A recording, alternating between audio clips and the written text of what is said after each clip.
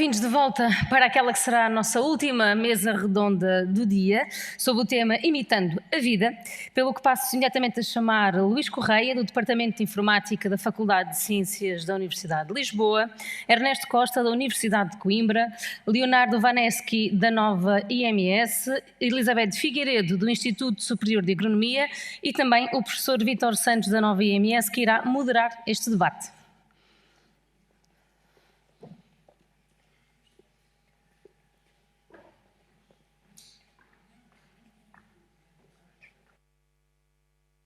Quando quiser.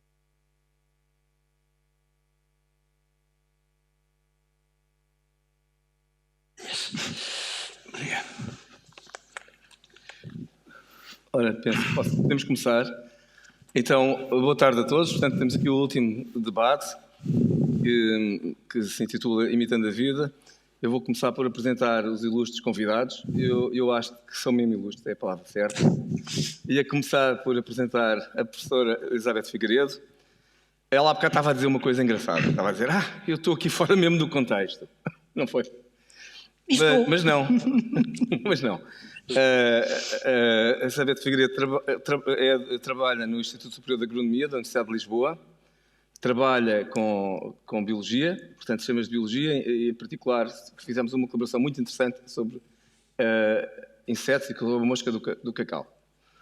Mas é de facto uma professora com trabalho com muita qualidade e que temos muito orgulho em que ela tenha participado neste desafio. Agora, passando aqui ao meu querido amigo, ilustre professor Leonardo Vaneschi, um dos cientistas mais reputados em termos mundiais. Estamos a falar dos 2% de cientistas mais reputados. Ele trabalha em computação evolucionária, aliás, tanto eu como o professor Ernesto Costa como o professor Luís Correia trabalham em computação evolucionária, mas eles não são figuras quaisquer, são pessoas de topo na computação evolucionária. O Leonardo Vaneschi é professor catedrático na Nova IMS e tem um trabalho notável na área da programação genética. Eu não vou aqui explicar, em particular na programação semântica genética, isto só para explicar que mais um bocadinho detalhado. E muito obrigado, Leonardo, por teres aceito este convite. É uma honra para nós. O professor Ernesto Costa, que também é co-organizador deste simpósio, ainda menos apresentação precisa, portanto, das pessoas mais notáveis da inteligência artificial em Portugal, e eu acho que até posso dizer isto, mas se calhar já vou ser criticado, mas pelo menos, se não foi um dos primeiros investigadores na área de computação evolucionária, se não foi o primeiro, deve ter sido o segundo ou o terceiro. Portanto, é também é autor do professor catedrático da Universidade de Coimbra, é autor do livro, de um dos livros que eu acho mais interessantes atualmente para a introdução, isto passa aqui o espaço comercial, não é? À inteligência artificial. Finalmente, the last but not the least, o professor Luís Correia, também professor catedrático da Faculdade de Ciências da Universidade de Lisboa, também das pessoas mais importantes na área da computação evolucionária, pelo menos no meu ponto de vista, em Portugal. Trabalha essencialmente em computação evolucionária, mas também trabalha num tópico muito interessante que faz, podemos encarar isto de várias maneiras, mas talvez como sub-área da computação evolucionária, que é a vida artificial. E, Luís, muito obrigado também por ter aceito e, sobretudo, tendo feito já aqui uns recordes, atravessar Lisboa para dar aula e voltar. Portanto, muito obrigado a todos. Eu vou começar aqui por citar uma pessoa que talvez tenham ouvido falar. Ou melhor, vou citar várias. Tem havido muita dificuldade. Vida é uma coisa difícil de citar. E agora estamos aqui com colegas da área de filosofia. Também o que é isto da vida? Alguns biólogos definiam vida como, vida necessita ter carbono, ou a vida necessita de estar num espaço aquoso, portanto temos de ter água, temos de ter carbono. Outros, por exemplo, um filósofo, o norte-americano Sober, dizia, isto é impossível definir o que é vida. Por exemplo, vocês conhecem o Carl Sagan, que escreveu o Cosmos, portanto, já morreu, o famoso Cosmos, dizia que, bom, isto de vida, a vida, bom, se queremos criar um conceito de vida, temos de estar preparados para tudo.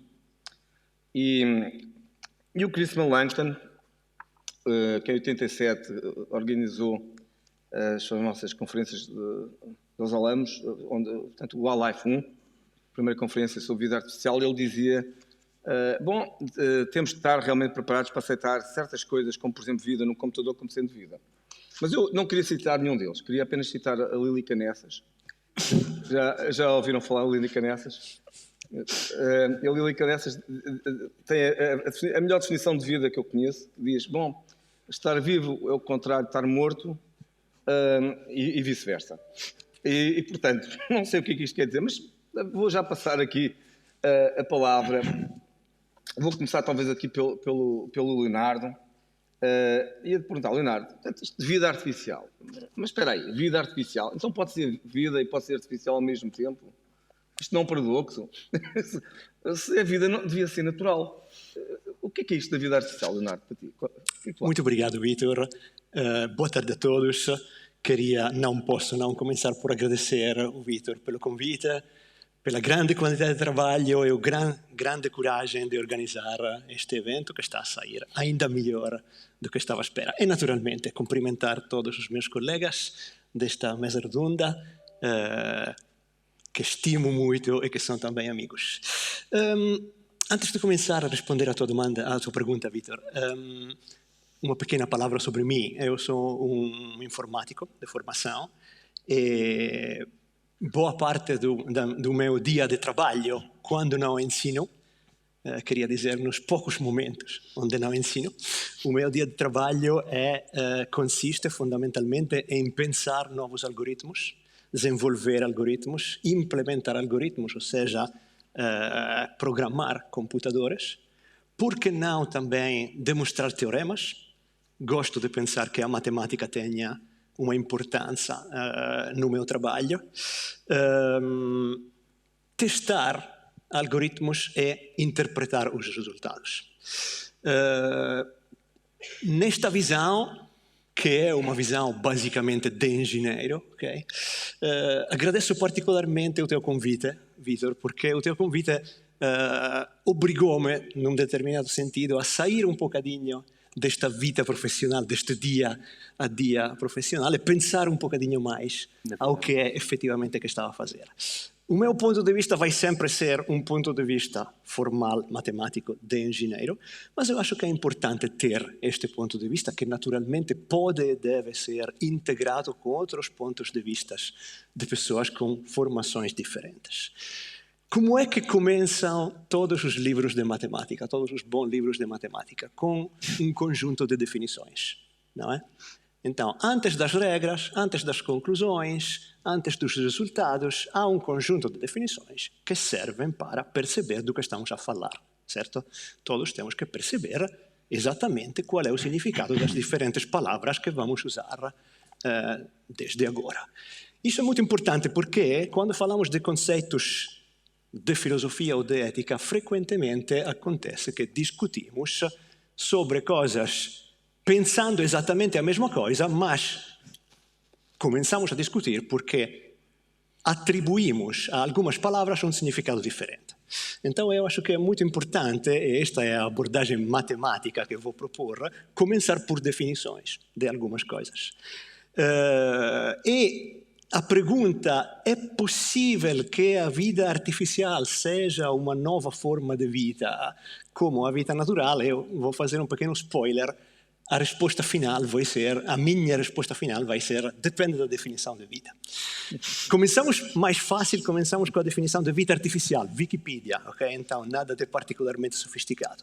A disciplina que estuda a vida natural através de uma tentativa de recriar fenômenos biológicos em computador ou outros meios artificiais. Na minha visão, recriar em computador significa simular. Então estamos a simular um sistema natural num computador. Por que isso é importante? Para muitíssimas razões. Primeira razão, podemos acelerar o sistema. Então, ver o que acontece no sistema natural no próximo século, sem necessariamente dover esperar um século. Boa vantagem, não é? Acho importante. Segunda grande vantagem, podemos artificialmente introduzir no sistema elementos diferentes. Okay? E ver como é que o sistema reage. Um vírus, por exemplo, ou outras coisas. E ver como é que o sistema reage. Um medicamento, se o sistema imita o sistema biológico do corpo humano, por exemplo. É muito, muito importante ter sistemas de vida artificial. Mais uma vez a pergunta, a vida artificial é apenas uma metáfora ou corresponde a uma forma de vida real? Eu acho que quando temos, e mais uma vez, estou numa abordagem matemática, quando temos grandes questões deste tipo, ajuda às vezes começar por um problema mais simples, não é? Dar uma resposta a um problema mais simples e depois tentar estender isso ao grande problema, à grande questão inicial. Então vamos considerar um problema mais simples. Estão a ver as salas de videojogos, não é? Aquele jogo de simulação de carros. Então nós entramos num ambiente que é uma espécie de carro, por exemplo, de Fórmula 1, não é? Temos um volante, temos pedais, temos tudo. Em frente temos um ecrã que simula a execução dos nossos gestos na condução. Temos os outros carros, temos vários elementos. Aquele é um carro? Pergunta. Eu acho que todos nós responderíamos não é? A esta pergunta. Mas eu acho que pode tranquilamente depender da definição de carro. Nós respondemos não porque a nossa intuição de carro é um objeto que tem um motor e que anda. Certo? Mas se nós definimos carro como um objeto que tem um volante, que tem pedais, etc., aquele pode ser um carro. Não é? Estamos numa situação análoga aqui. Mas a definição de vida é muito mais difícil do que a definição de carro.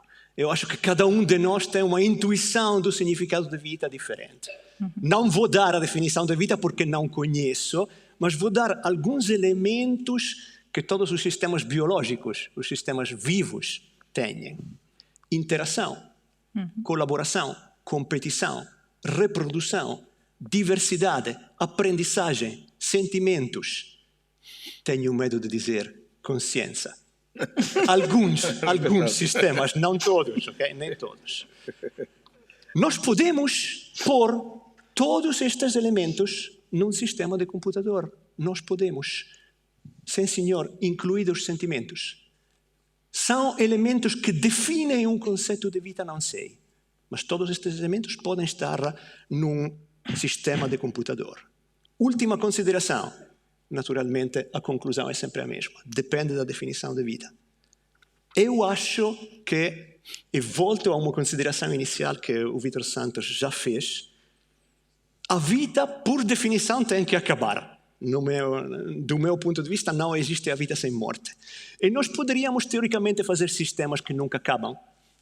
Poderíamos, não é? Provavelmente não conseguimos hoje, com a tecnologia que temos, implementá-los em prática, mas podemos pensar sistemas que nunca acabam. Então, se calhar, não é vida. E acabou. Assim. Leonardo, obrigado. Um bom começo. Vou agora passar a mesma questão. Vou soltar aqui o Ernesto, vou passar aqui ao Luís. E é só... Desculpa, vais-me assaltar? Saltar. Saltar só logo. Agora vamos saltar. Vou passar aqui ao Luís. Luís, então, mas o Chris Melanchthon dizia em 87 que a vida no computador, portanto, não há estas características todas que o Leonardo enumerou. Se calhar, se formos pensar numa bactéria, também temos lá estas características todas e nós aceitamos que uma bactéria está viva. O vírus já depende, não é? Depende de onde é que ele está. Mas a bactéria, aceitamos todos que é vida. Então, mas nós não conseguimos ter até coisas mais elaboradas do que uma bactéria no computador. Então, quando estamos a criar vida num computador, estamos mesmo a criar vida ou estamos a criar uma simulação? E já agora acrescento mais outra provocação. Nós também, se calhar, estamos no universo, não é? Mas isto aqui, pensando no efeito Matrix, também não estamos nós numa simulação. Ou não? Ou somos realmente temos o livre-arbítrio. Questões difíceis, portanto. Muito. Essa última, então, dá muito pano para mangas. Bom, a primeira também, boa noite ou boa tarde a todos. Eu queria também cumprimentar o Vítor e os organizadores por terem posto de pé este evento, muito interessante e primeiro aqui em Portugal, e agradecer o convite para fazer parte deste painel. Eu acho que o Leonardo foi muito analítico e na questão da vida. Eu penso que nós podemos gastar tempos infindos a discutir os limites naturais daquilo que é vida e que não é vida. Aliás, o Vítor agora falou na questão dos vírus, não é? Do ponto de vista da biologia, há muito esse debate, não é? Os próprios biólogos não acordam ao certo o que é que não é? Se o vírus está numa fronteira. Eles dizem isso. Eu tenho falado com colegas biólogos, porque inclusive há alguns vírus que têm DNA e tudo, enfim. Pronto, eu não sou biólogo, naturalmente tenho uma formação de engenharia eletrotécnica de base e depois de informática. Mas, portanto, eu penso que talvez a nossa melhor abordagem será de termos uma definição funcional do que nos interessa para a vida. Não nos interessa, do meu ponto de vista, pelo menos, e acho que é mais produtivo, nós assumirmos uma definição funcional. E eu agora vou enquadrar isto relativamente ao tema do painel, que eu achei muito interessante e muito simples, a designação, imitando a vida. E é isso precisamente a vida artificial. Tal como a inteligência artificial quis criar, nasceu com o objetivo de criar uma inteligência artificialmente construída pelo homem, mas um ser, digamos assim, ou uma máquina, pronto, se quiserem, não era um ser, uma máquina inteligente. A vida artificial tem vários objetivos. Para já, eu acho que é bom distinguir que eu, pelo menos, trabalho em vida artificial computacional, para distinguir daquilo que em inglês e de uma forma coloquial se designa a wet A-Life, que é a vida artificial com base em matéria orgânica, não é? Portanto, como o Venter, que criou lá uma célula que se reproduzia com um DNA que ele alterou e mais não sei o que mais. Portanto, isso é um aspecto da vida artificial que é interessantíssimo, mas é muito da área da biologia. Eu trabalho em vida artificial computacional, que é, no computador, criar, como o Leonardo disse, modelos de sistemas vivos, mas também há uma outra componente que, aliás, na literatura da vida artificial se aborda e até se faz uma distinção muito clara, que pode não ser difícil, não ser fácil de entender, e eu sou capaz de não ser muito eloquente ao explicar, que é distinguir uma simulação de um ambiente de vida artificial. Ou seja, nós podemos criar um ambiente de vida artificial que não está a simular nada, não está a simular a bactéria, não sei o que mais, não está a simular a mosca drosófila ou as suas populações, etc. É um sistema em que algumas propriedades daquilo que nós encontramos nos organismos vivos, na vida que conhecemos, na vida natural, e usa algumas dessas propriedades nesse sistema. E depois, quem cria esse sistema interpreta ou põe lá objetos de determinadas formas ou determinados conceitos que não precisam de existir na nossa realidade. Eu acho que um dos bons exemplos, dos primeiros, foi aqueles cuboides que foram evoluídos e que tinham movimentos muito interessantes. Aqui há uma série de anos. Enfim, depois, se quiser, também posso passar aqui um videozito sobre isso. Mas é precisamente distinguir algo que não estamos a simular, estamos ali, e naquele ambiente nós podemos ter organismos vivos. Há uma série de programas também de software que são ambientes de vida artificial, como o Tierra, que foi um dos primeiros, o Avida, que é um mais recente, em que, portanto, estamos a criar vida naquele contexto. E naquele contexto tem os organismos que são artificiais, têm todas aquelas características que o Leonardo referiu.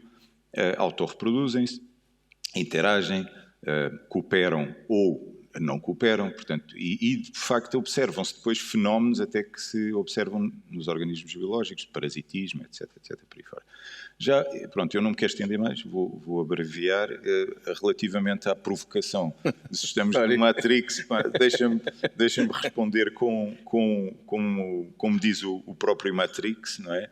Que é, se parece real, se cheira realmente e se sabe realmente, então é real. É real, ok.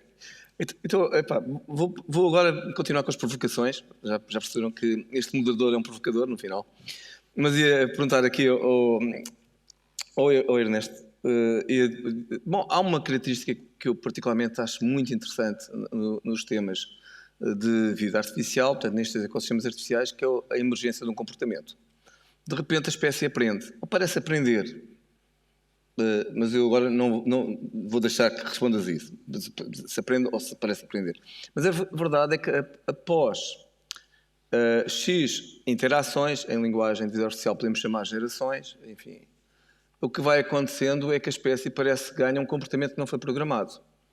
Comportamento esse que parece ser um comportamento resultante de uma evolução darwinista, portanto, a adaptação depende do ambiente, do contexto, mas o que eu quero dizer é que os seres computacionais começam a ganhar comportamento que não foi programado. Quem construiu o código não pôs lá nada disto. Esta emergência de comportamento, que no fundo podemos chamar isto de inteligência da espécie, enfim, isto não pronuncia que a vida artificial é algo mais do que uma simulação? Ou não? O que é que tu achas disso? Antes de mais, boa tarde, bom fim de tarde a todos e a todas. É um prazer estar aqui. Agradeço o convite que o Vítor me fez, mas eu, sendo organizador, também é natural que aqui esteja. Eu impus como condição estar numa mesa redonda. Devo confessar que eu vinha com uma expectativa relativamente a este debate, se calhar baixa, porque ele está a ser muito intenso, de elevadíssima qualidade, e atrapalhou-me aquilo que eu tinha pensado dizer, porque nós fazemos todos discursos espontâneos preparados na véspera, e tentarei responder à provocação que o Vítor me fez, mas se calhar começando antes por tentar situar um pouco as coisas. Porque em função daquilo que aqui eu tenho estado a ouvir, e sem querer, enfim, incomodar ninguém, eu acho que paira sobre este debate, sobre este simpósio, um equívoco. Poderá ser um grande equívoco. Claro que eu poderia terminar aqui, porque, em última análise, um grande filósofo positivista, o Wittgenstein, disse no final do Tratactus, no fundo, se não tens nada para dizer sobre um assunto, então cala-te. Okay? Mas eu prefiro aventurar-me e tentar explicar onde é que eu penso que está a raiz do equívoco e depois, em certa medida, responder, embora talvez indiretamente, à provocação do Vítor. O equívoco é esse referencial humano, seja para a mente, seja para a vida. Nós tivemos uma imitação do cérebro, ou da mente, e agora uma imitação da vida. É usar o humano como referencial. O Nietzsche dizia, humano, demasiado humano. Não é, do ponto de vista pragmático, como engenheiro, eu quero que algo funcione e que me ajude a resolver problemas de elevada complexidade que eu não conseguiria resolver sozinho. Agora, não escondo que as coisas têm evoluído num sentido de uma maior complexidade na nossa relação com as nossas criações. Isto não é novo. Se nós... O Wittgenstein também diz logo no início do Tratados, "The world is all that is the case." E se eu tentar partir... Mas afinal, o que é isto tudo? Há uma coisa que eu sei. Tudo tem uma base material. Eu poderia dizer tudo é matéria, tudo tem uma base material. E se eu olhar, no fundo, para a realidade como matrioscas, eu vejo aquelas bonecas russas, eu vejo a boneca exterior é a matéria, eu abro a matriosca, está lá outra boneca mais pequenina, que é a vida é uma emergência da matéria, e se eu abrir a segunda matriosca, está lá uma terceira, ainda mais pequenina, que eu vou designar mente, quando antigamente falava de consciência, mas hoje estou traumatizado com a discussão sobre a consciência. São 3 entidades, matéria, vida e consciência. E mente. Bem, eu direi consciência. Bom. E o que eu sei é que isto foi um processo de milhões e milhões de anos de evolução. Isso eu sei. E sei que nós temos muita dificuldade, filosoficamente, não sei se será, em aceitar algumas consequências desta visão. Nós tivemos problemas com a matéria, sempre que dizíamos que a Terra era o centro do universo.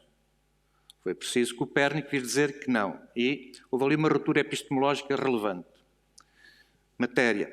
Quando chegámos à vida, nós dizíamos, ok, vivemos num planeta descentrado, numa galáxia algures, mas nós somos um ser criado especialmente, nós, humanos. Bom, veio Darwin, teoria da seleção, e isso ficou posto em causa, nova ruptura epistemológica. E quando se tratou da questão da consciência, bom, está bem, nós temos alguma coisa em comum até com um macaco, com uma bactéria, whatever, mas temos uma mente. Mas aí o Freud também nos vem dizer que, se calhar, a nossa mente não é una, e há vários níveis, e há vários processos. E, portanto, nova ruptura epistemológica, e nós temos alguma dificuldade em lidar com isso. Se calhar estamos perante uma nova dificuldade. Em que medida nós aceitamos que algo criado por nós ao lado, não é baseado em carbono, é baseado em silício, pode gerar algo que é superior a nós. Em que medida isso é possível? Pode ser inteligente, de maneira artificial, pode estar vivo, de maneira artificial, o que quisermos. E temos dificuldade. E é curioso porque a abordagem que nós procurámos seguir não foi a mesma do universo. Nós tentámos curto-circuitar a vida, na realidade, para, a partir do hardware com o software, encontrar uma mente artificial.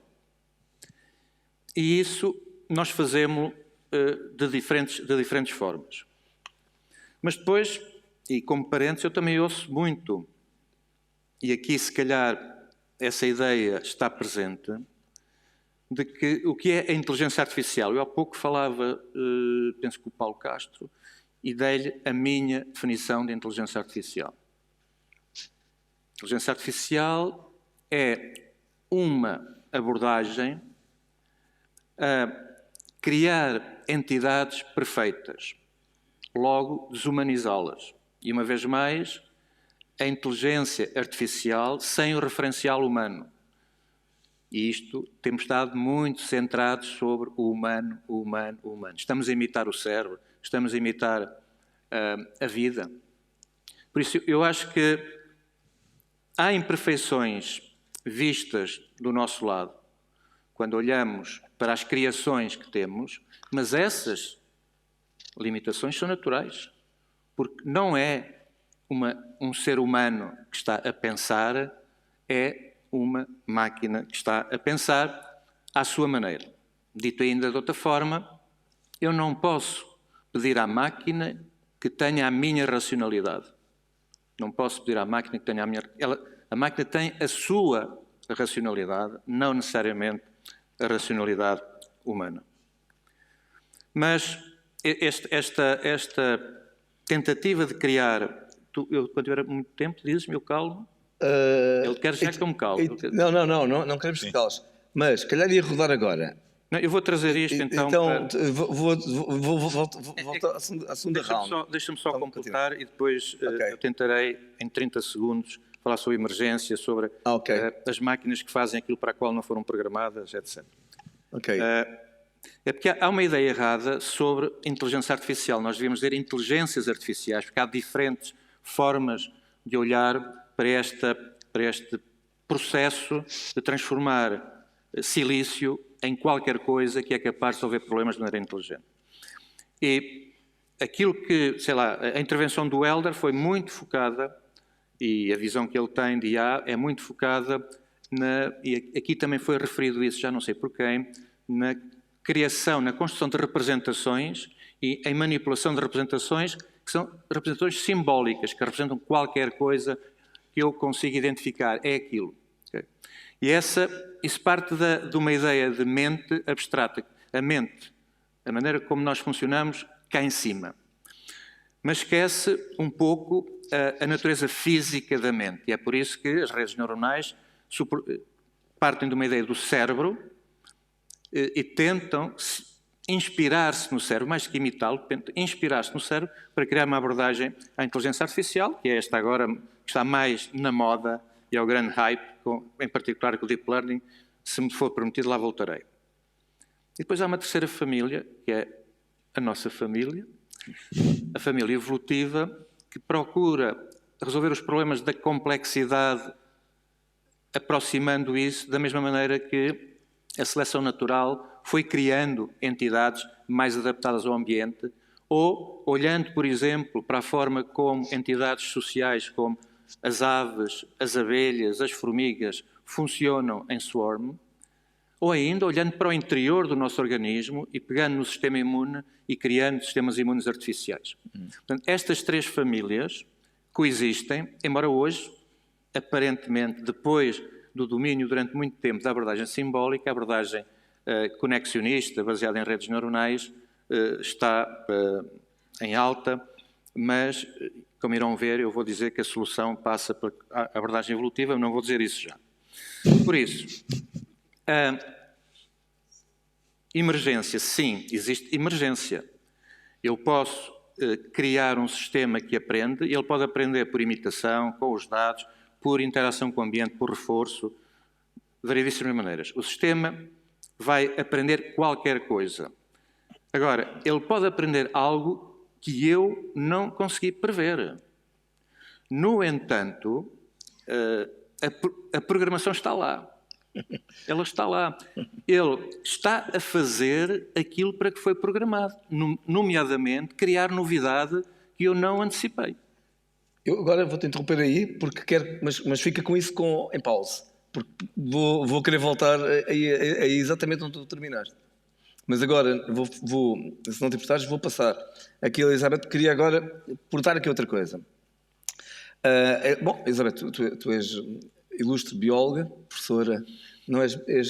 Não, mas eu já vou falar. És agrónoma bióloga. Sou agrónoma. Eu já vou Depois só explicar explicas qual a é diferença. Exatamente. Explicas a diferença. Mas, bom, nós trabalhámos os dois num sistema de simulação da mosca do cacau.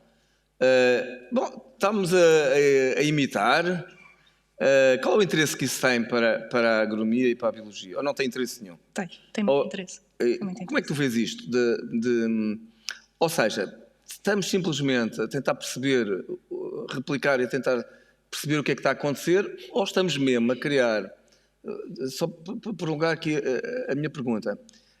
Por exemplo, quando estivemos a trabalhar em criar esse sistema de moscas do cacau, estávamos a tentar perceber, a tentar explicar, compreender melhor o que se passava no ecossistema, neste caso no país, em África, no Ghana, não é? Sim. Estávamos a tentar ter um modelo que explicasse melhor o que se passava no Ghana, ou criámos um novo tipo de moscas. Chama-se as moscas Elizabeth. As moscas de quê? Elizabeth, dão um nome às coisas, não é? O que é que tu achas disto? Ora bem, em primeiro lugar, muito obrigada pelo convite. Eu disse há pouco, e ainda penso um bocadinho, que estou como peixe fora d'água, mas fiquei um bocadinho mais descansada com umas coisas que foram ditas aqui, eu já vou dizer, já vou explicar.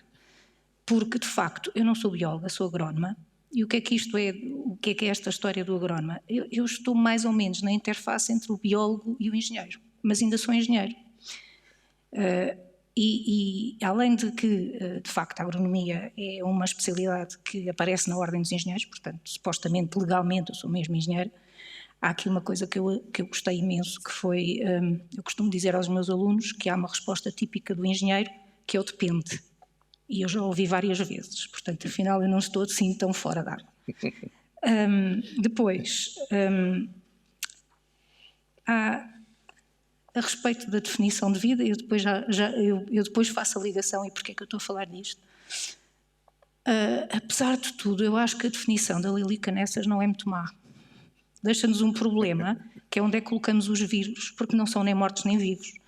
Mas pronto, mas fora isso não está muito má.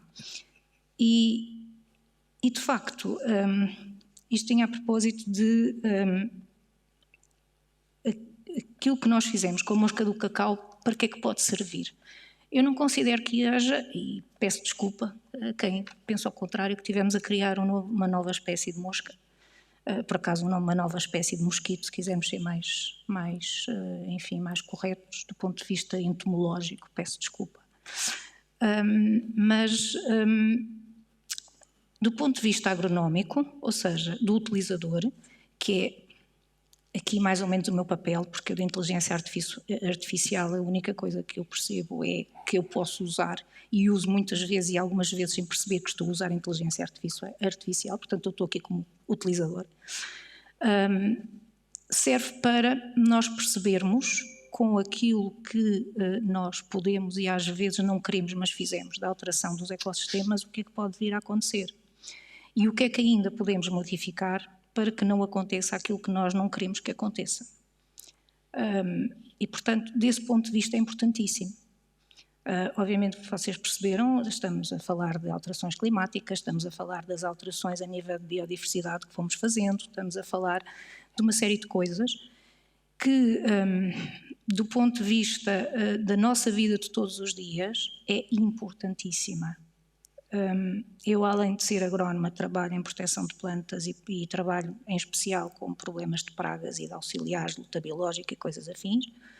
E, portanto, também estou muito ligada também aos problemas, por exemplo, da polinização. Nós estamos a enfrentar um decréscimo enorme da população de polinizadores, um decréscimo enorme da população de insetos que fazem decomposição, um decréscimo enorme de uma série de coisas que são serviços importantíssimos do ecossistema e que não sabemos se conseguimos ultrapassar. Os chineses, neste momento, estão a fazer uma coisa à chinês, peço desculpa, mas é à chinês entre aspas, ok?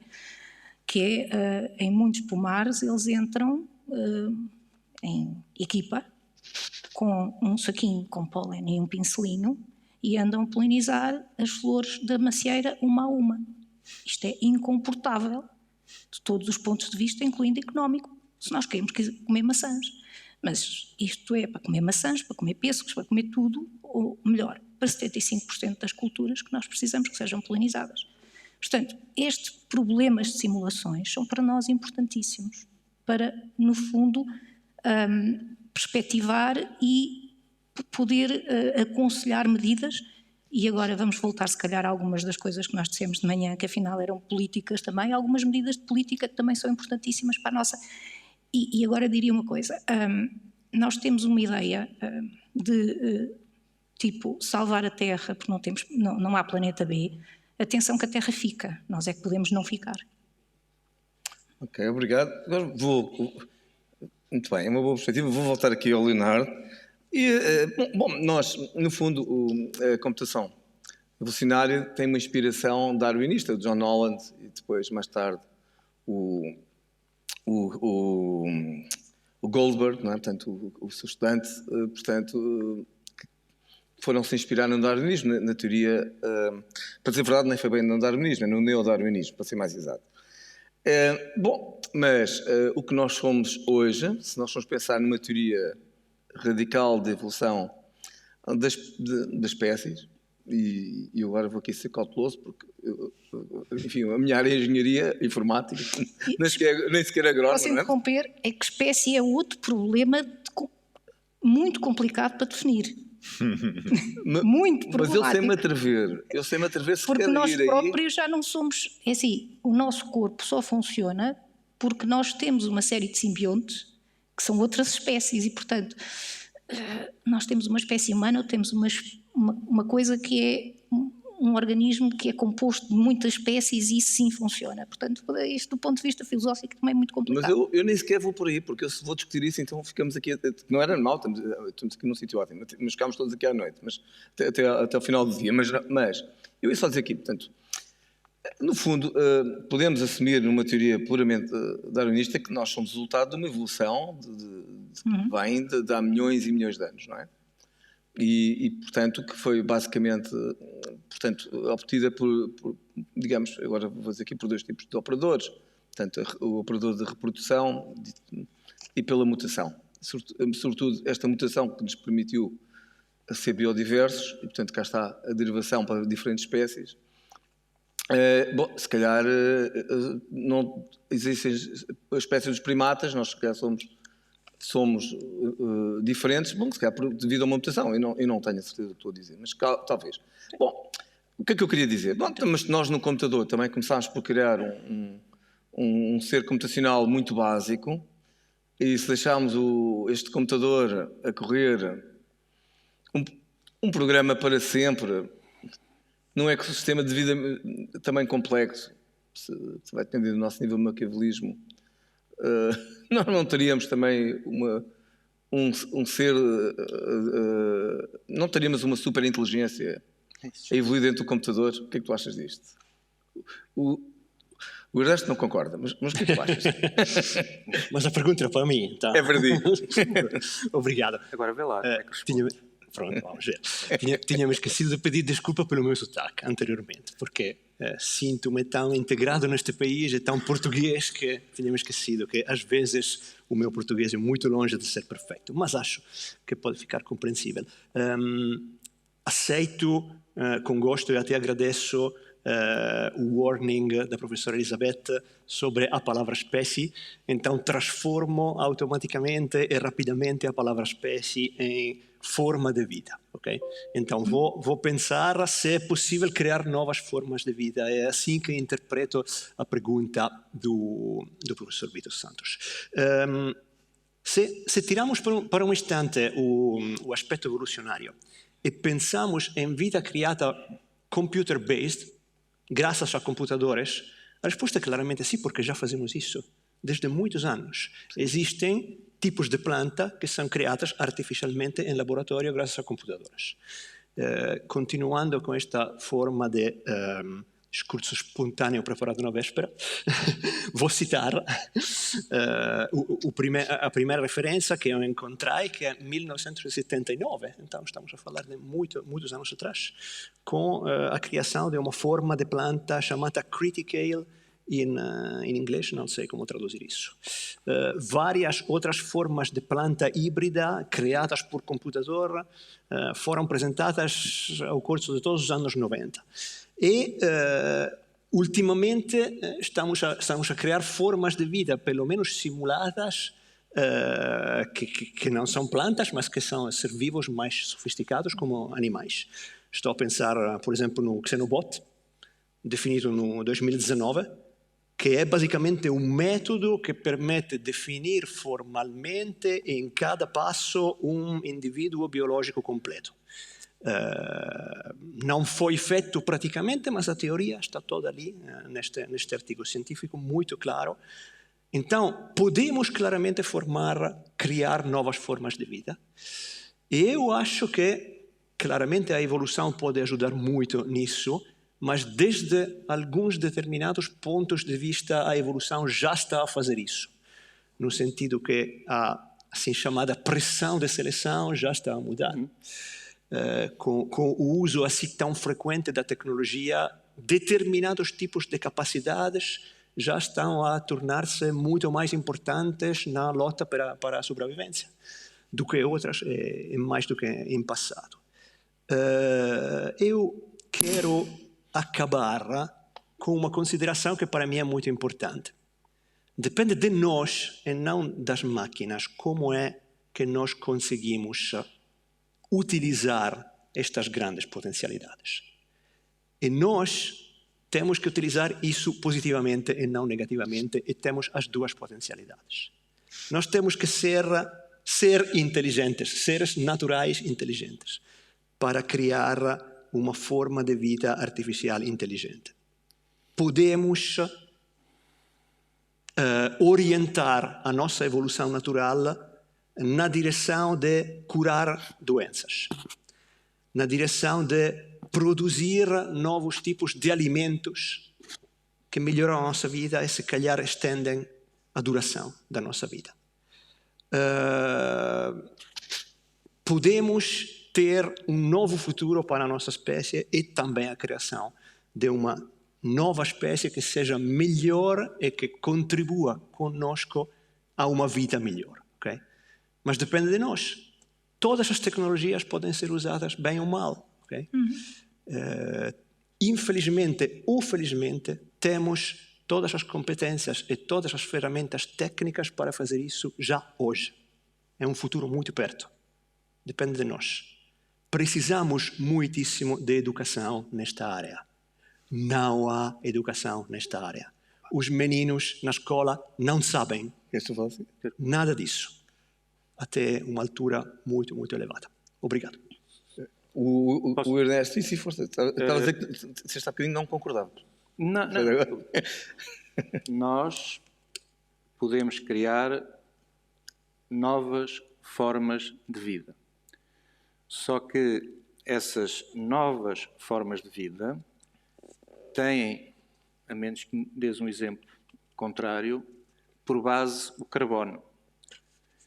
E não nós, com a inteligência artificial, ou com a vida artificial, estamos a tentar fazer um bootstrap a partir do silício. E se isso um dia der alguma coisa, nunca será vida no sentido humano e nunca poderá, a partir daí, evoluir permanentemente no sentido humano. Por isso, se é possível fazer engenharia genética, manipulação, claro que sim. Se temos que pensar nisso do ponto de vista da caixa de Pandora, o que é que estamos a abrir quando fazemos isso? Seguramente que sim, tem que haver uma grande responsabilidade. Por isso, novas formas de vida são possíveis, criadas por nós, outras para a própria natureza. As espécies de hoje não são as espécies de há milhões e milhões de anos, e amanhã haverá outras. Portanto, a própria natureza vai produzir novas entidades. Então, a vida só pode ser criada, vamos imaginar, por Deus. Nós não podemos ser Deus. É isso que estás a dizer, do ponto de vista filosófico. Não, tu gostavas. Enfim. Não, o problema é um bocado esse. O problema é um bocado esse. Nós queremos substituir-nos. Deixa-me fazer uma provocação. Então, vamos imaginar que as viagens agora no espaço estão na moda, não é? Portanto, vamos imaginar que eu apanhei um foguetão, vou de férias para Marte. Okay? Chego lá... e morres. Mas não, aquilo já está tão sofisticado, não consigo me aguentar. Portanto, vou assim numa viagem Prime, chego lá a Marte, vejo uns homenzinhos verdes que estão lá, dizem, olá Vítor, bem-vindo aqui ao nosso planeta, fantástico. E eu pego no meu medidor de carbono, não falo com vocês não têm carbono, desculpem lá. Não, mas bem-vindo. Não, vocês estão de certeza mortos. Eu não falo com vocês, são fake. Será que uma teoria baseada em que a tal teoria que vem do Feinberg, que é uma teoria que já agora que vem dos anos 40, de que a vida obriga a carbono, não uma forma limitada de vida, não deveríamos ser mais abertos sobre outras formas de vida? É uma pergunta, mas tu ainda estás com aquele passo, eu ainda quero voltar a ti. Vou passar agora ao Luís, depois devolvemos a palavra ao Ernesto. Sim, eu acho, aliás, isso acho que é um tema que é muito, que fica aqui muito bem neste encontro, porque é um debate de há muitos anos, que eu penso que não está resolvido, na filosofia, que é se a vida é uma propriedade da forma ou uma propriedade da matéria, não é? E há aqueles trabalhos do Searle com o quarto chinês e mais, enfim, com os tubos de bambu como suporte em vez da química do carbono e por aí fora. E eu penso que isso é um debate que não está resolvido, portanto eu não teria uma posição tão drástica como a do Ernesto sobre isto. E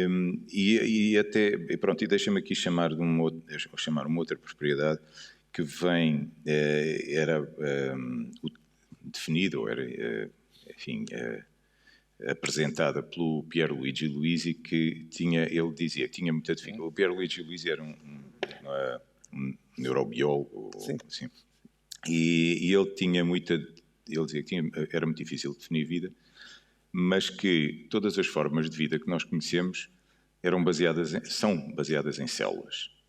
E isso é uma boa, enfim, um bom denominador comum para aquilo que conhecemos. Para aquilo que nós seremos capazes de construir, não sei. Eu apesar de trabalhar nesta área, eu considero-me incapaz de prever o futuro num prazo, sei lá, mais do que 5 anos, nem 5 anos, nesta área. E digo isto e é porque eu já vi figuras muito tristes de investigadores a fazerem previsões sobre as suas áreas e que falham miseravelmente ao fim. Há uma série de exemplos desses. E, portanto, eu não quero correr esse risco, até porque é desnecessário. Eu acho que é mais interessante nós olharmos para o estado em que estamos, de onde é que viemos, onde é que estamos e o que é que podemos concluir disso tudo. E acho que nós temos muita dificuldade em fazer isso como sociedade. Mas o Pierluigi Luisi, para além disso, ele dizia que uma das propriedades fundamentais do que é vida, do que nós conhecemos como vida, é a autorreparação. E esse é um caso muito interessante que é subutilizado, subexplorado na vida artificial ainda atualmente. Não é? Eu costumo, na brincadeira, dizer, quando estou a falar deste tema, que se nós tivéssemos carros vivos, não é? O pessoal andava todo aí aos choques, não é? Ou pelo menos, talvez tantos encontrões como aqueles que nós damos quando andamos a apanhar o metro, não é? Sair, pronto, damos um encontrão ao outro. Quer dizer, se nós com os carros dessemos esse tipo de encontrões, exceto os italianos que dão, e o Leonardo, desculpa-me, mas certamente concordará, porque eles dão palitoques, sei lá, mas só que os carros não se autorreparam, e isso para nós causa-nos problemas de outra ordem. Mas pronto, eu queria trazer esta propriedade que acho que é, sim. Que é relevante aqui. Eu ia só agora pedir aqui, volta ao Ernesto, depois já te dava a palavra a ti, para tirares o pause. Para quê? Para tirares o pause há bocadinho. Para tirar o quê? O pause, aquilo que deixaste em pausa. Eu acho que eu queria... Ele diz que eu sou radical, não foi o que tu disseste? É o extremo, não é esse que tinhas uma posição extrema nesse. Temos de ter a percepção das coisas. Quando, por exemplo, a Susana Aires de Sousa falou nas abelhas com o seu ferrão e que deixou de haver atentados nos metros de Londres, que essas abelhas podem matar, paralisar ou atordoar, se eu bem entendi. Ela chamou-lhe abelhas, podia-lhe chamar outra coisa qualquer, correto? Mesmo que o bando, vamos expressar de forma simples, de abelhas, possa interagir da mesma maneira que as abelhas reais interagem. Portanto, é fonte de inspiração, é isso que eu quero dizer, não há uma imitação, há uma inspiração. Mas isso não nos retira a necessidade de ter um debate filosófico sobre a questão, sobre todas as questões. Aliás, se calhar dá-lhe mais força, porque é importante eu discutir as questões da consciência, seguramente que sim, embora, como eu disse há pouco, para mim é um problema sem solução. Ponto.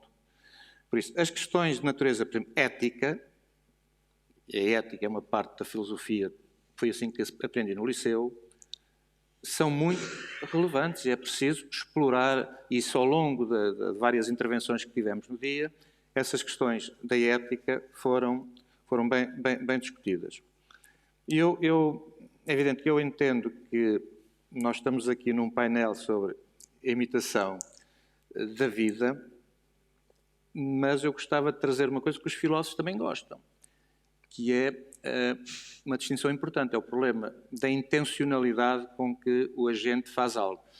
No fundo, uma coisa que eu gostava que alguém me ensinasse é qual é a diferença entre um humano, eu, por exemplo, e o meu cão. São ambos conscientes no sentido geral da palavra? Eu acho que sim. E eu consigo falar numa diferença entre a minha pessoa e o meu cão, e que eu acho que é relevante, que é, eu tenho consciência da consciência, coisa que o meu cão não terá.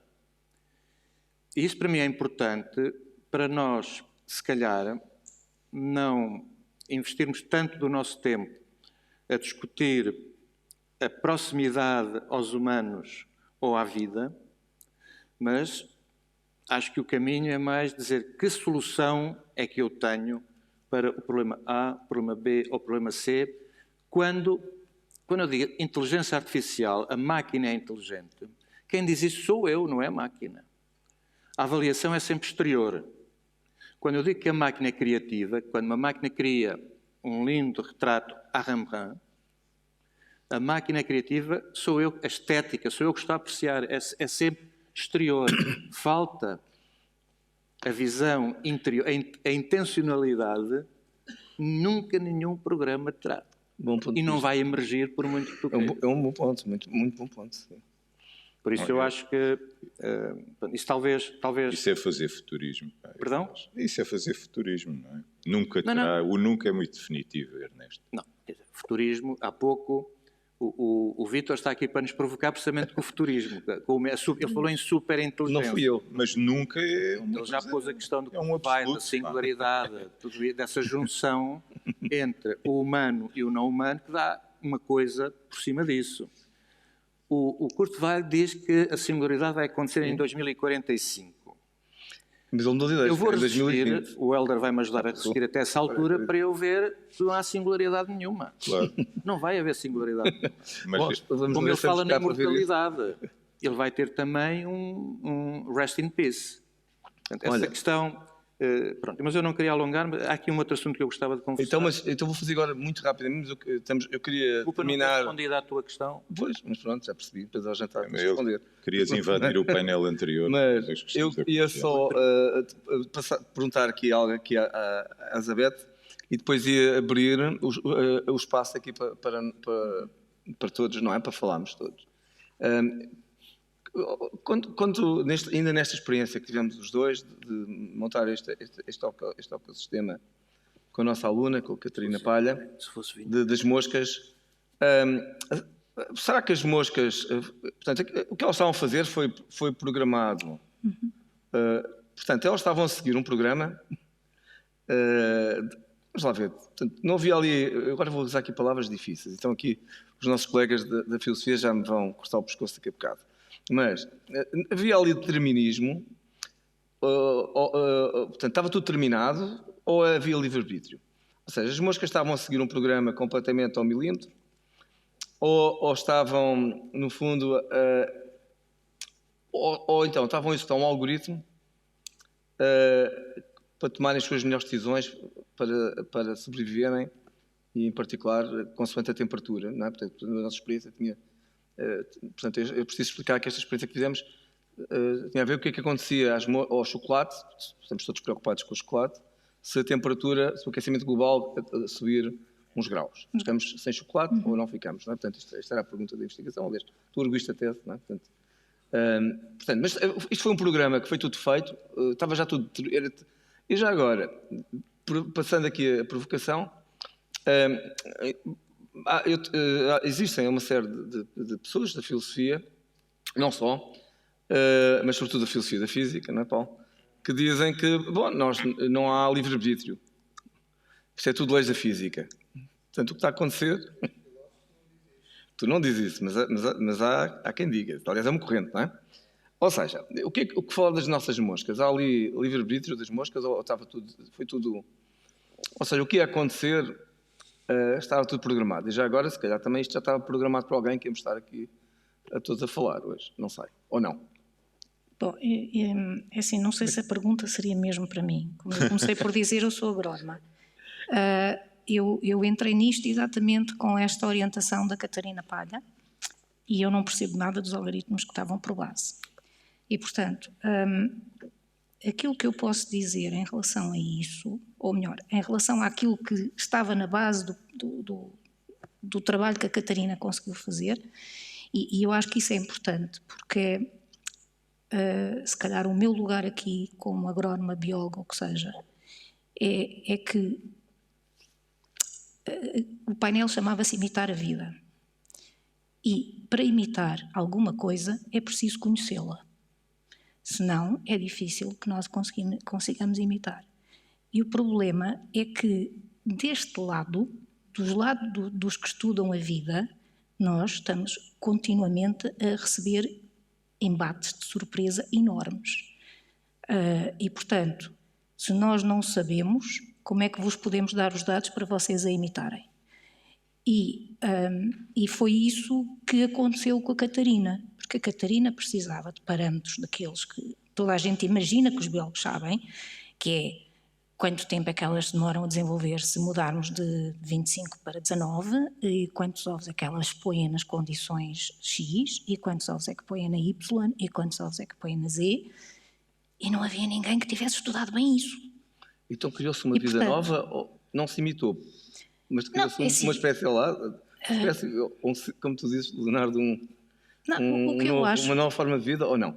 Não, o que eu acho é que nesta simulação, que dá para depois nós extrapolarmos algumas coisas importantes do nosso lado, avança só aos bocados com aquilo que nós temos, como nós sempre fizemos com tudo. Ou seja, nós vamos tentar perceber o mundo da maneira que nós conhecemos. Há bocadinho alguém dizia que uma coisa que eu nunca tinha ouvido, mas acho que é perfeitamente correto, que é esta definição da autorreparação para a vida. Porque, de facto, é isso que se nós pensarmos a diferença entre a vida e a morte, é exatamente quando nós deixamos de conseguir autorreparar o dano, não é? E, portanto, se não conseguimos autorreparar, acabamos por desaparecer.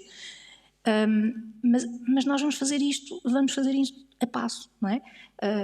Por exemplo, há bocadinho estávamos a falar dos nossos simbiontes, e nós temos a noção que o nosso intestino tem uma série de simbiontes, mas também só temos essa noção há relativamente pouco tempo. Começámos a ter noção também, já sabíamos que muitos insetos têm simbiontes, aqueles que se alimentam de coisas estranhas, mas agora descobrimos que afinal são quase todos, se não forem todos. E depois começámos a perceber, importantíssimo, que o solo tem uma série de micro-organismos, são importantíssimos para as plantas, nas suas raízes e não sei o quê, e depois começámos a perceber que as plantas também têm imensos simbiontes na parte aérea, do lado de fora. E agora descobrimos que têm simbiontes na parte interna. E isso é completamente novidade. Ou seja, há bocadinho estávamos a dizer que nós somos um conjunto de espécies, nós, homens, mulher, não é? Ou a espécie humana, as plantas também são, os insetos também são, não sei. Isto é surpresa sobre surpresa. Portanto, como é que se imita uma coisa que nós estamos a tentar compreender como é que funciona? É um muito bom ponto. Se calhar não sabemos o suficiente para imitar, como estás a dizer, não é? Vamos imitando. A coisa é mesmo no gerúndio. Nós vamos tentando compreender, não é? E, portanto, vamos tentando imitar aquilo que estamos a compreender. E vamos fazendo o nosso melhor. Eu posso acrescentar só um aspecto que tem a ver com uma coisa que tu disseste, que acho que é preciso ter algum cuidado. O facto de termos um sistema determinístico não quer dizer que nós consigamos prever o comportamento dele. Certo. Okay? Certo. Pronto, isto não é certo para muita gente. O problema é esse. Não é? Tivemos essa discussão, andamos a discutir isso, exatamente. Eu estava aqui a simplificar. O caos é determinístico, precisamente. Portanto, certo. E não é previsível. E não é previsível. Portanto, e esse é um aspecto muito importante, porque nós estamos a falar de sistemas muito complexos, com muitas interações. Exato, é esse o problema. E, portanto, as decisões podem ser todas determinísticas, mas a definição formal do caos é que é um sistema que tem uma sensibilidade exponencial a perturbações iniciais, exponencial no tempo. Portanto, ou seja, nós com uma micro-diferença, uma nanodiferença no estado inicial, vamos ter sistemas completamente diferentes ao fim de pouco tempo. Mas aqui o argumento, é uma linha de argumentação, é que mesmo assim nada acontece por acaso, porque tudo segue as leis da física, mesmo essa micro-diferença. O que não deixa de ser muito discutível. Mas pronto. Enfim, eu agora... mas temos um assunto que queres ainda dizer... Muito rapidamente completar a última coisa que disse o Luís. Há uma grande diferença entre eu não conseguir prever o comportamento de alguém e aquele alguém ser livre. Tu falaste de livre-arbítrio, eu falo de liberdade geralmente. Sobre este ponto eu tenho uma convicção muito forte que os seres vivos, como nós, com algumas limitações, mas estamos livres, temos liberdade. Um algoritmo, uma máquina nunca vai ser. Eu acho que nós podemos, cada dia mais, não vamos conseguir prever o comportamento, mas, como Ernesto disse no início, o código está lá. tem que seguir aquele código, a máquina. tinha- Então a máquina não tem liberdade. Eu tinha muito cuidado com os nuncas, porque nós nunca iríamos conseguir voar até o conseguirmos, nunca iríamos conseguir fazer uma certa... ganhar ao campeão do mundo de xadrez até conseguirmos, as máquinas. Mas um dia vais voar a uma velocidade superior à da luz, seguro. Não sei. De Essas momento teorias do não Ray tenho dados Kurzweil, para isso. Não é? Superior não, mas se as teorias do Ray Kurzweil funcionarem, até Eu acho que não, mas... Vamos alargar então aqui para... Eu ia... Acho que foi aqui o Paulo que foi o primeiro, depois passamos para ali. Então, se calhar ia pedir 2 ou 3 questões e Paulo primeiro, depois também ali a Ana. Portanto, Paulo, força. Se calhar começava por pegar na questão do determinismo, que é um pouco sensível, não é? Até porque nós hoje em dia vemos o fenómeno da física quântica e da computação quântica e não querendo fazer passar por especialista na matéria, nós temos sistemas cujos outcomes não são conhecidos à partida e há todo um redescobrir dos sistemas que, na realidade, eles podem não ser determinísticos, no sentido de que nós começamos a perceber-nos, e vou tentar utilizar este termo com muito cuidado, mas os sistemas são estocásticos. A realidade é estocástica e nós vamos nos apercebendo desse fenómeno. Então, é preciso ainda mais cuidado quando nós, à medida que nós entramos mais e mais no mundo do micro, e mais no mundo do macro, não é? As realidades começam-se a desfazer quando começamos a falar em termos do Planck length e coisas do género. E quando nós começamos a lidar com esse tipo de... vamos a esse detalhe na realidade, ou mesmo antes mesmo, a realidade torna-se bastante confusa, não é? E isso vai dentro da computação também. Agora, de facto, isto era só uma pequena parte relativamente ao determinismo, porque nós podemos depois casar o determinismo com este fenómeno, mas isto não era bem uma pergunta, era só uma parte. Agora, eu queria era mesmo fazer uma pergunta ao Sr. Professor Ernesto Costa, que relativamente à experiência da consciência, que me parece que é muito importante. Eu não disse... Mas, Então força aí a pergunta, que é para passarmos já a palavra para outra pessoa. Sim, Força aí com a pergunta. A pergunta seria o seguinte: imagine o senhor, professor, que liga para um call center e desse call center é atendido por uma pessoa com um comportamento excelente, com um bom timbre, com uma boa dicção, que é capaz de resolver a sua questão, à qual você inclusivamente responde ao questionário de 10 out of 10. Portanto, foi um excelente funcionário. Passado algum tempo, é-lhe revelado que, na realidade, esteve a ser atendido por uma máquina esteve a ser atendido por um software que pega em linguagem processual, pega em text-to-speech e speech-to-text e imita a voz de uma pessoa qualquer.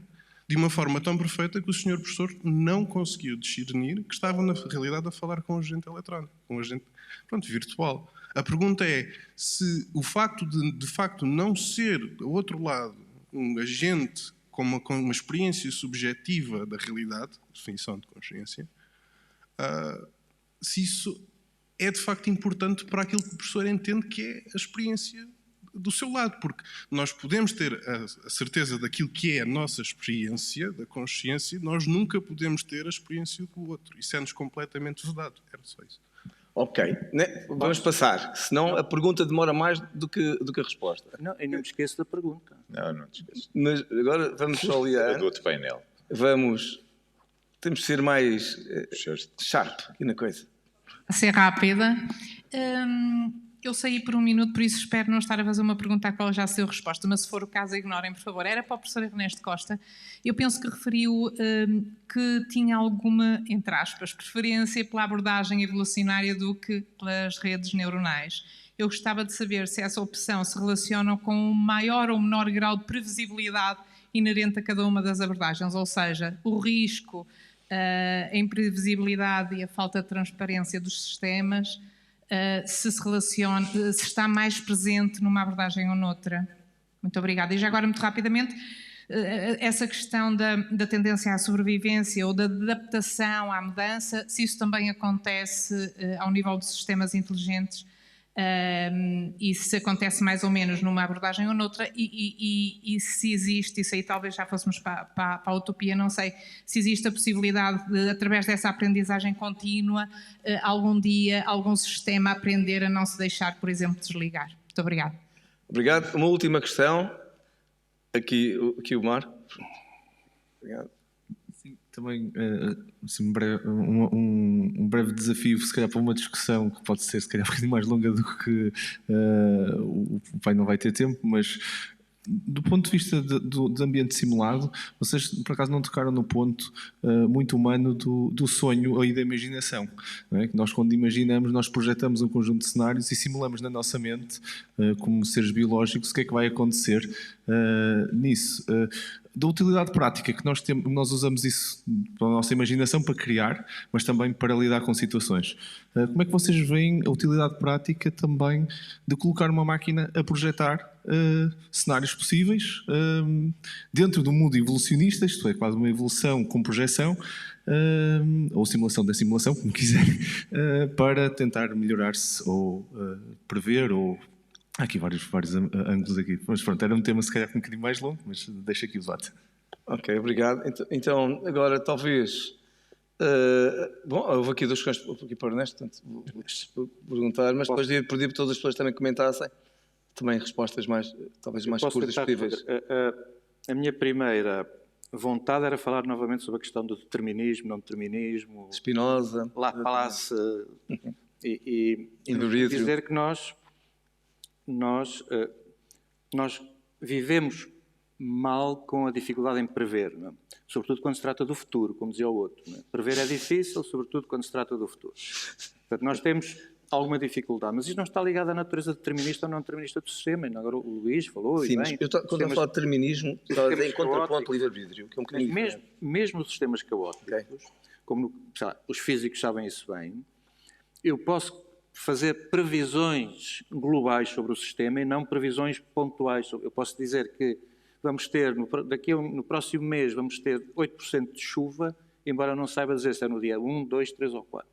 Portanto, há uma característica de ergodicidade deste tipo de sistemas que me permitem falar sobre isso. Agora, em relação ao problema da consciência e da experiência, o exemplo que me deu faz-me lembrar... Quer que eu passe o teste de Turing, de alguma maneira, quer dizer, quer que eu... mas isso, o Searle, com o Chinese Room, já respondeu ao argumento. Quer dizer, já mostrou que uma coisa é eu ter manipulação sintática de símbolos, outra coisa é eu ter entendimento, compreensão, ter a semântica daquilo que está a passar. Por isso, a máquina pode fazer coisas brilhantes, mas como eu disse ainda há pouco, no fim, eu é que vou interpretar. Não é a máquina. Não é a máquina. A máquina, quando um dia... nós temos um escultor do iluminismo, Miguel Ângelo Buonarroti, quando ele acabou uma obra de arte, a estátua de Moisés, perante a perfeição da estátua, ele virou-se para a estátua e disse, fala. O que muita gente em inteligência artificial quer... Disse isso em italiano. Sim, parla. Ma lo stesso, no? Capite? Nós queremos, de alguma maneira, construir um artefacto tão perfeito a quem, digamos, pensa e sê. O pensar, eu não tenho grandes problemas. Agora, o ser, isso é outra conversa. Portanto, não há... Para mim não há volta a dar. Não haverá nunca... Eu não posso provar isso. Digo apenas que a máquina nunca terá consciência no sentido de perceber que é. Quer dizer, eu sou. Até pode enunciar isso. Até já tivemos no Web Summit uma senhora a falar muito. Okay? Mas falta-lhe essa parte da intenção. Mas daí a dizeres nunca, eu acho que é um passo monumental. Que necessidade é que tens de dizer isso? Ó Luís, eu digo nunca. Não é? Tu vais envelhecer com a dúvida. Posso dizer nunca, digas nunca, não é? Não sei, até isso, não tenho dúvidas. A minha convicção é que não há...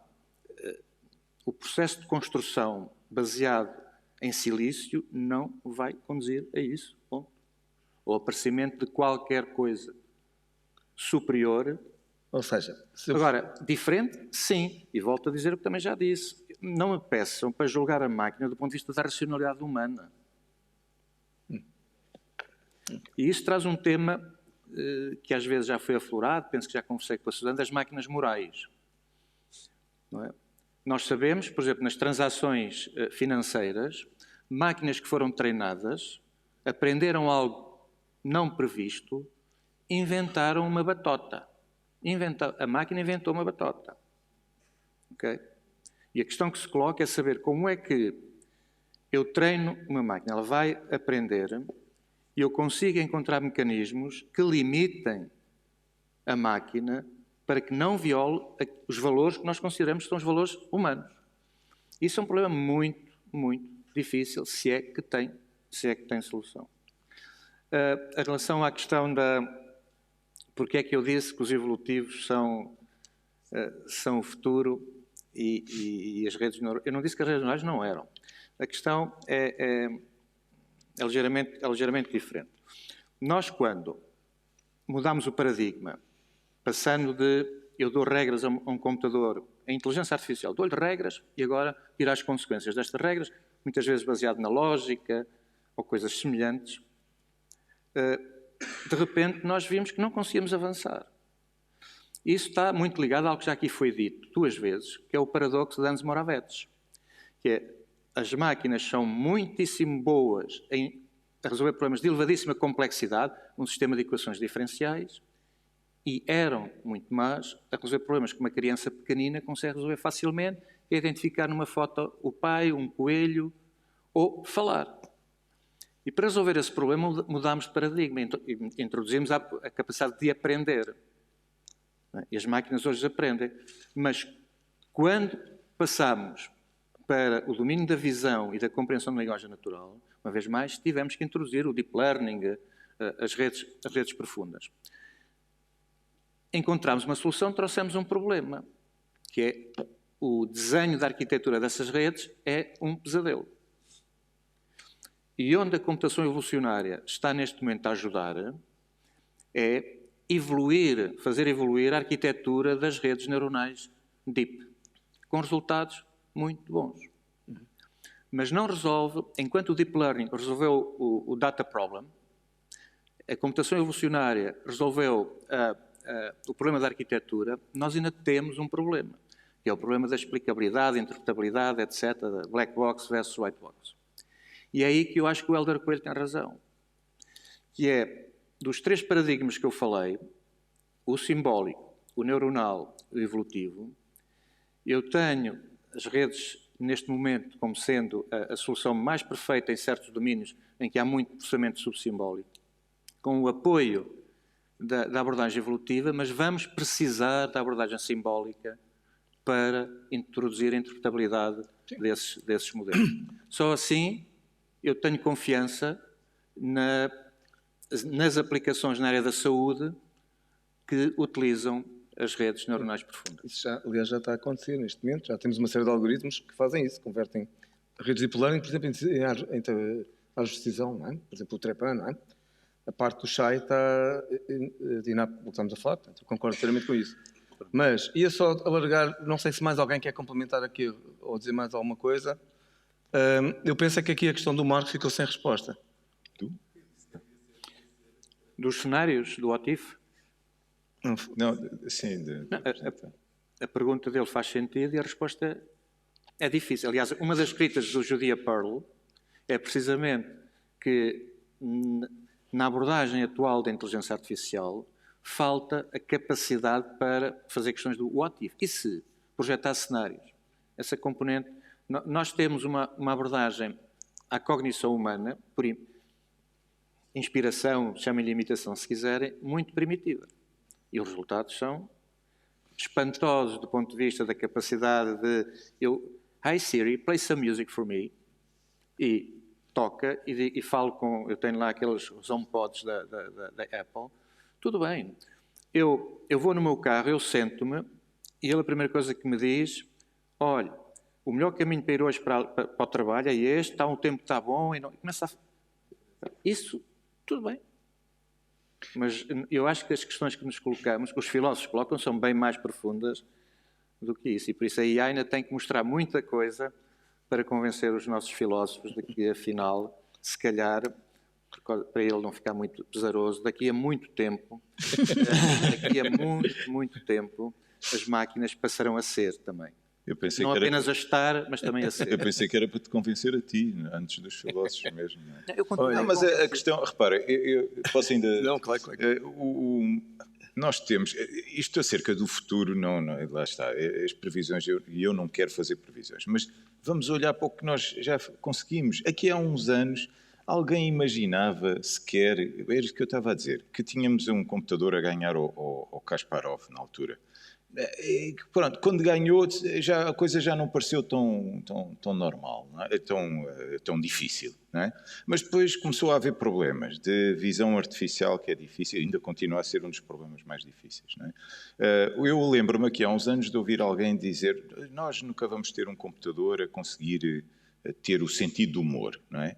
Este ano foi publicado um trabalho que eu recomendo vivamente, que é um artigo que é o PaLM, é o Pathways Language Model, que é um trabalho monumental da Google, que eu acho que é do que está mais avançado na área da aprendizagem automática, que é um sistema brutal, com 500 vezes 10 à nona parâmetros, portanto 500 mil milhões de parâmetros, que usou 750 vezes 10 à nona tokens de aprendizagem, que consegue interpretar anedotas. Faz uma interpretação de anedotas. E faz a interpretação de riddles, de, como é que se diz, adivinhas e de coisas assim. Tudo bem, eu não estou a dizer... Mas espera, deixa-me acabar de falar. Não gosto de acabar as pessoas. Eu só estou a dizer que coisas que... É a nossa história. Não estou a ver isso acontecer. Não estou a ver. Daí a uns anos acontece. Não estou a ver isso acontecer. Daí a uns anos acontece. Porque é que nós havemos de dizer nunca vou ver uma máquina, nunca vai haver máquinas a fazer isto? Eu acho que não temos necessidade de dar isso. É arriscado. É claro que o risco está com o Ernesto. Mas eu estou aqui... eu também não estou... Eu preocupo-me com o Ernesto a dizer. Tu trouxeste os jogos, trouxeste o Deep Blue. O Deep Blue é força bruta, ponto, com algumas estratégias. Foi preciso mudar a concepção, isto é, foi preciso dar aprendizagem à máquina para teres o AlphaGo e o AlphaGo Zero. Sim. Aprender. E o AlphaGo Zero até aprende do nada, enfim. E tu lembras do que é que se dizia quando o Deep Blue ganhou? Agora, o Go é que é, porque tem um fator de ramificação de cerca de 300 e isso nunca vai ser possível. É tecnologia, é tecnologia. Não é só tecnologia. Mais dados, mais computadores. É arquitetura de coisas, são conceitos. Falaste no humor. Ok, tens uma máquina que produz humor, não vais ter outro computador... Não, por acaso produzir ainda não sei se produz. Interpreta já, não é? Bom, eu acho que não podias terminar da melhor maneira. Vamos, agradeço imenso aos palestrantes. Muito obrigado. Já nos querem destacar. Obrigado pela paciência. E a todos. Amanhã, portanto, terminamos o nosso simpósio de manhã. Teremos mais 2 painéis. Um sobre filosofia da mente, onde, entre outras coisas, penso que se irá discutir, certo? A parte de consciência, a nossa amiga consciência, acho que pode ser assim. Depois teremos o último painel sobre vida artificial. Portanto, até amanhã. Fiquem bem. Temos o jantar agora. Quem quiser juntar-se a nós no Alfoz, que recomendo vivamente. Sobre vida artificial. Obrigada, é mesmo isso, despedir, portanto, de todos e até amanhã. E uma questão meramente burocrática, quem já esteve connosco hoje amanhã não necessita de passar pelo processo de acreditação, basta trazerem os cartões que têm ao pescoço. Até amanhã, obrigada.